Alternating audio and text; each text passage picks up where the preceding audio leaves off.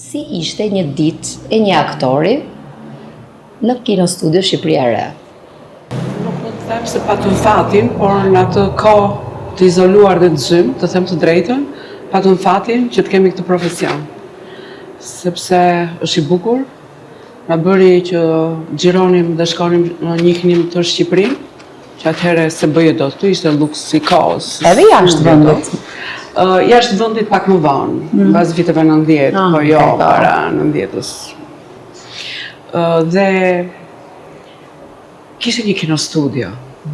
Ishte ndërmarrje e Ishte madhe. një qendër e madhe, kinemaje, artistësh, pune, filmi, me godina, me atelje, me godina montazhi, me regjistrimet e zërit, me filmi multiplikativ, do të thotë çfarë ishte një ndërmarrje e madhe e fuqishme artistike.